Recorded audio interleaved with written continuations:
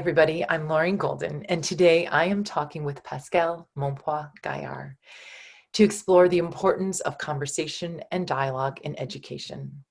Pascale is a social psychologist, trainer, and facilitator, as well as a researcher in education. She is an expert for UNESCO, the European Commission, and the Council of Europe, and was the long-term pedagogical consultant for the Council of Europe Pestalozzi Program for Education Professionals. She is currently a PhD candidate and will be talking with us today about a lot of the research she has been doing for her dissertation. And she's also a founder of an association of educators called Learn to Change, Change to Learn, which is an international organization focused on social justice and democracy, and really about how to be the change we want to see in the world. Like, what are the attitudes and skills we need to develop today to be actors of positive change? Pascale's experience includes working on a project for the Annie E. Casey Foundation called Making Connections, where she facilitated community conversations to engage a broader multi-stakeholder community in the strategic direction of school initiatives, which resulted in the debunking of racist and discriminatory practices. She has also worked with the Council of Europe in the Pestalozzi Program for Education Professionals, where she created an online community of online professional learning community, which was what made her so aware of the importance of teacher talk, or educators in conversation, for meaningful learning. Pascale, we are honored to have you with us today. And so would you start us off by explaining how does conversation and dialogue support professional development of educators? Thank you so much, Lorene, for your introduction. Makes me feel very welcome. Thanks a lot. I'm very happy to be here, to be able to give a message about conversation and its importance for learning and for education. And very happy also to be able to do this in a non-formal setting with people working with early childhood, because these years of our education are so extremely important that I feel honored to be asked to do this. So you're asking me how conversation and dialogue support professional development of educators. And I think in order for me to give the essence of why I think it's so important and what I learned with doing these conversations is that you can distinguish the usual continued professional development of educators and something that would be more engaging in terms of thinking about purpose of education. Why am I an educator, and what am I trying to do with the kids when I'm being an educator with them? And this is why I like Fullan and Hargreaves' definition of professional learning and development. They kind of make the difference between the traditional type of training or education for educators, which is sometimes quite technical, where you're learning ways of doing things, methods, etc.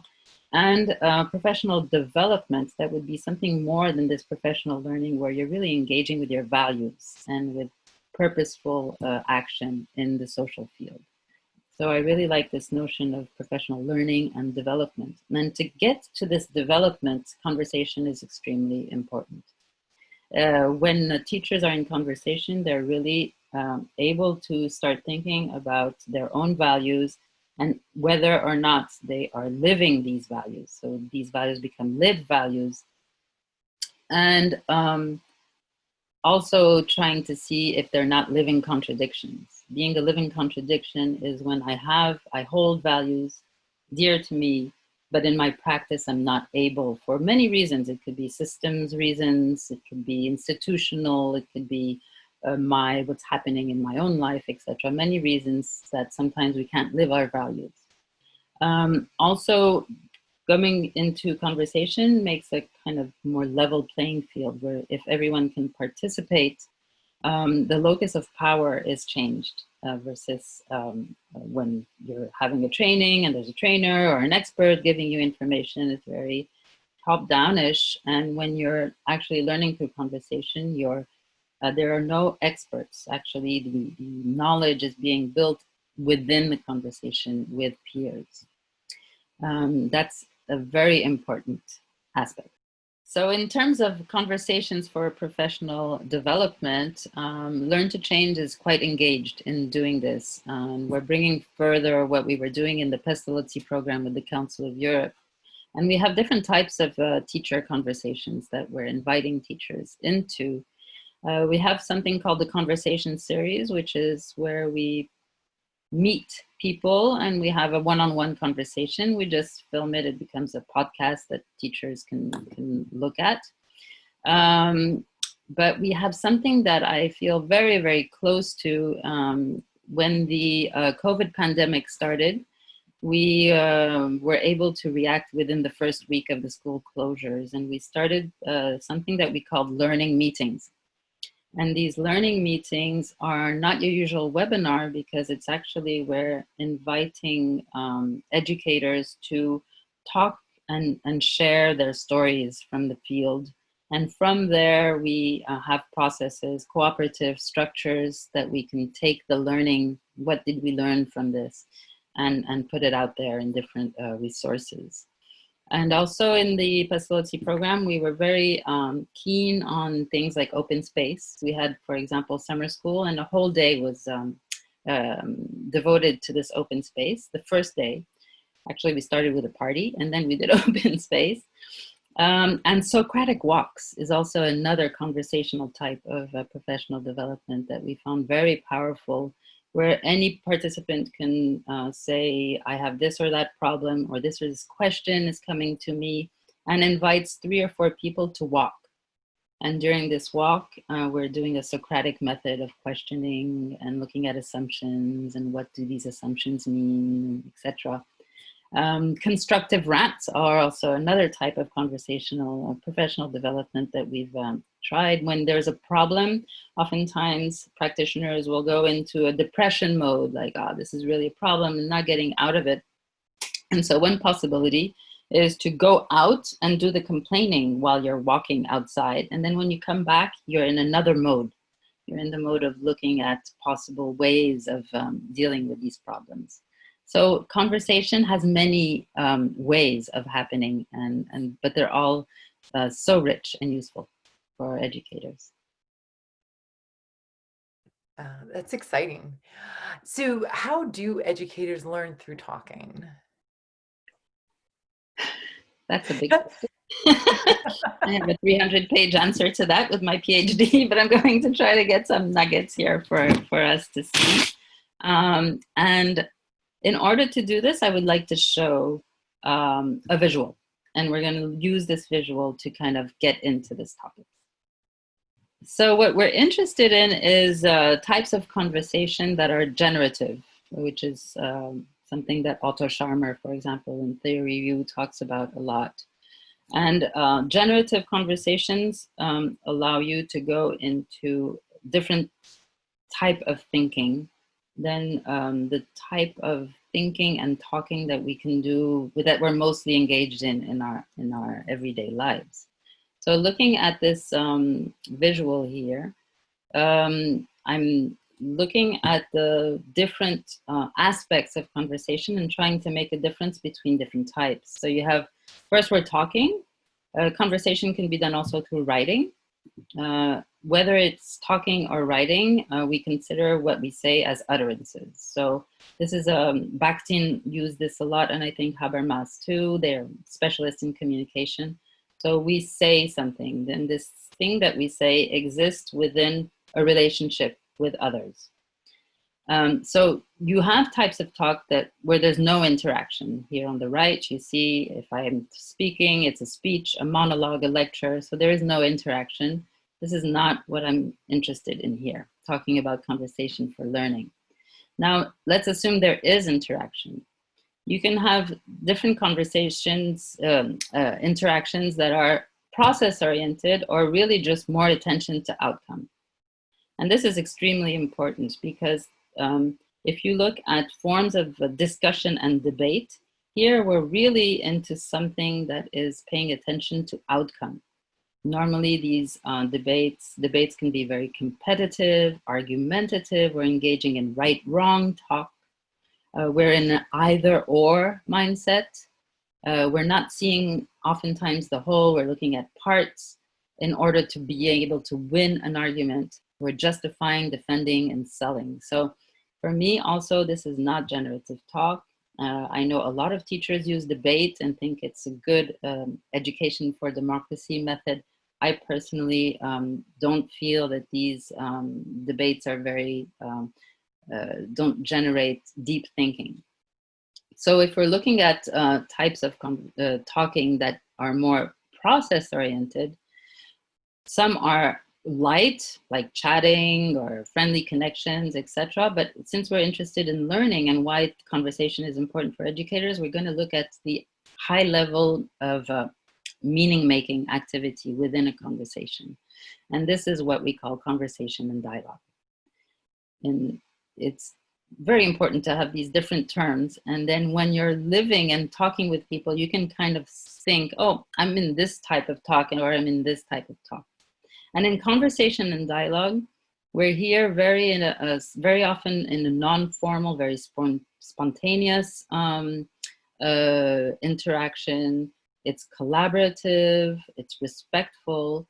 And if we are focusing on meaning making, it's important to see, for example, how are we dealing with divergence? So you see here the word congeniality.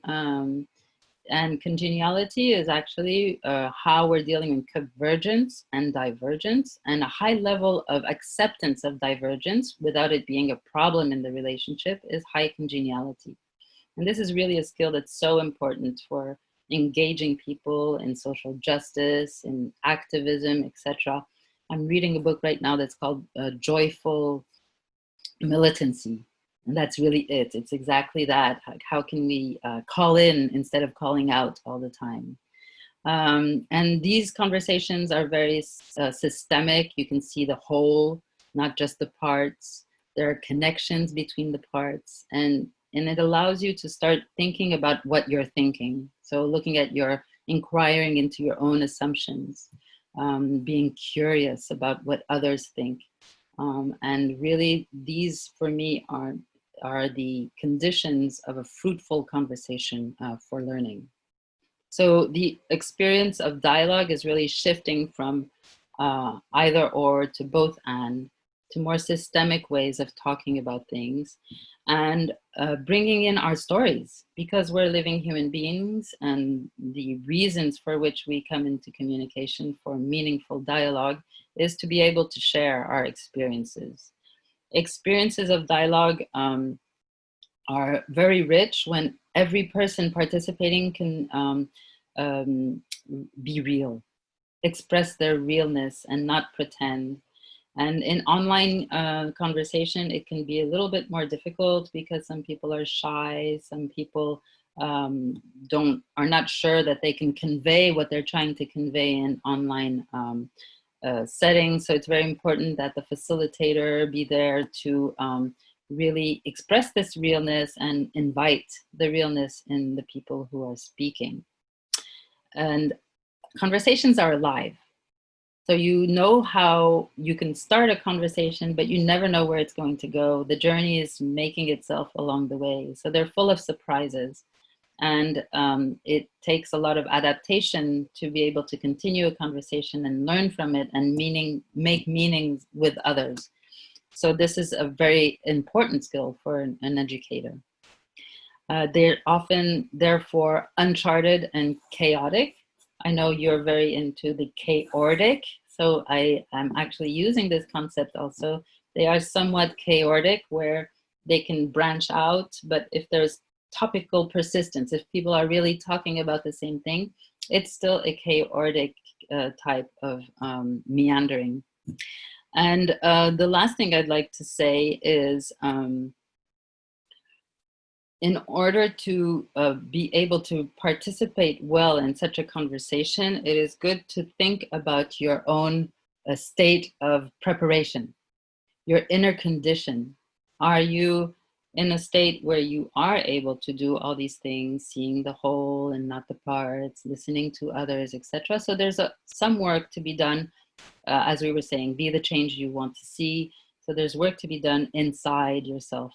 And here I would just like to show a few of our cards for democracy, which is a tool that Learn to Change has developed to help people with this inner preparedness, these inner conditions.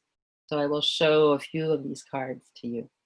This would be great to see the tool, Pascale. And I think this goes right along with, you were going to share some tips for how we have meaningful conversations in online environments. So looking forward to this. Yes, I thought it would be important to give tips because we're preparing for an open space and people will be offering topics for discussions, things that they hold in their heart. And so it can be good when you're inviting people into a conversation to have a few ideas on what you can do to help people engage better. So let's see a few tips for open, meaning-making conversations. The study that I am about to finish now has shown the structural importance of emotional well-being for the people who participate in conversations so that they're ready to engage. And engagement is really one of the central goals that we have here. People, to increase this engagement, there are a few things that we can do to help that. And it's important because the level of interest and motivation and engagement that we have are often proportional.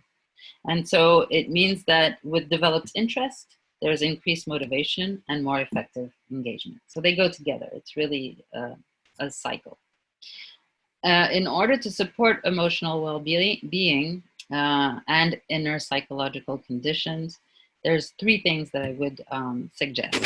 First of all, the facilitator should model social presence. And this can be done in many ways. It's to make people comfortable. It can involve humor, slowing down the pace, for example.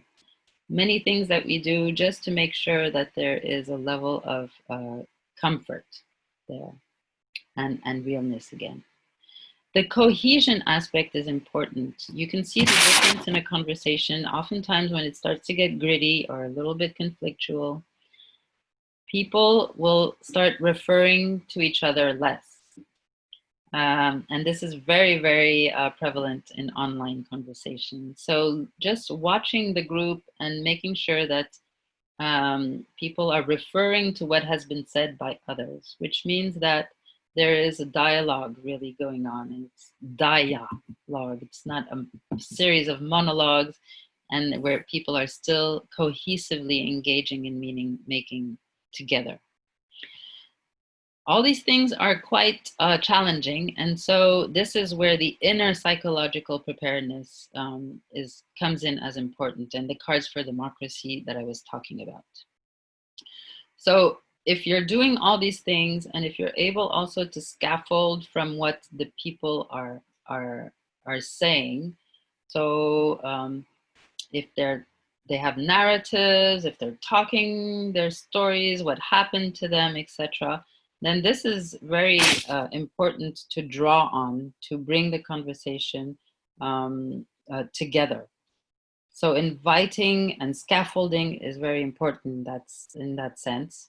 And also, if you're going to engage with values, this will really help in what Argyris called double loop learning. So we have this usual cycle of I do, I experience, I evaluate, I learn, and I do again in this kind of cycle. If you're adding in that cycle, I have my values and I'm doing, and in what I did, I have my values and this is what I learned. The cycle becomes like a double loop where you're adding the ethical and value part to it. And the cards for democracy really invite you to do that. We use them a lot in our conversations. So here is a face-to-face event where people are using the cards. The cards are for free. So you see the link next to the cards. You can download them as much as you want and share them widely. They're under Creative Commons. And these cards are very useful to start thinking. They all start with the word I.